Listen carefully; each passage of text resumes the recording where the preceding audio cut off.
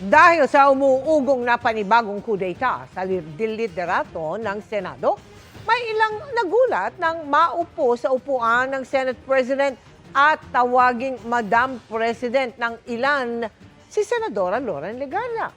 Siya ang sinasabing nakaumang na humalili kay Senate President Tito Soto. Nakatutok live si Chino Gaston. Chino! Mel, sa gitna ng ugong ng isang kudeta sa liderato ng Senado, isang power-sharing agreement umano sa pagitan ni Senate President Tito Soto at Senador Loren Legarda ang napag-usapan sa isang informal agreement or meeting. Thank you very much, Madam President. Madam President, nice to see you on the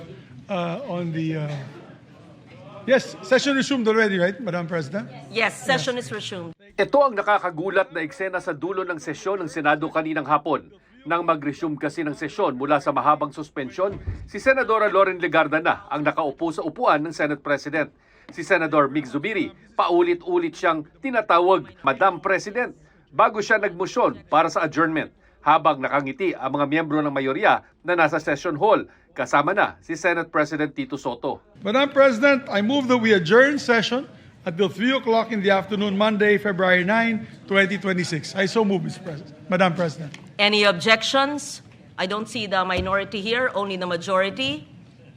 This is also in cooperation with the minority. With the minority, They know that yes. we're going to adjourn early. No objections heard. Session is adjourned until Monday, 3 o'clock. February 9, 2026. Thank you very much, Madam President. Yay! Ang tagpong yan nangyari sa gitna ng ugong ng panibagong kudeta sa liderato ng Senado, kung saan sinasabing si Legarda ang nakaumang na humalili kay Soto at maging kauna-unahang babaeng Senate President sa kasaysayan. Tinanong sina Legarda, Zubiri at Soto ukol sa nangyari. Presiding officer. Hindi. Ma'am, nag-tweet kasi si Senator Kiko, #power sharing. Ma'am, nag-tweet si Senator Kiko, #power sharing. I don't know. Maybe you ask Senator Kiko. Bakit, Madam President? Was there an attempt po? Maybe the future president of the Senate. We'll see. Future. Yeah, we discussed, and all's well that ends well. Our group is more solid than ever now. Wala, nakakatuwa lang namin.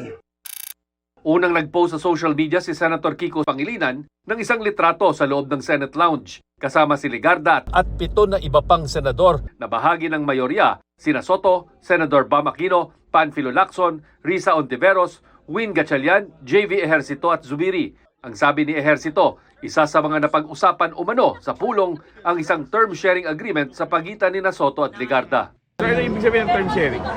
Between who? Ano lang, lounge talk. Para daw all is well that ends well. Ganito rin ang sabi ni Zubiri. Will there be term sharing?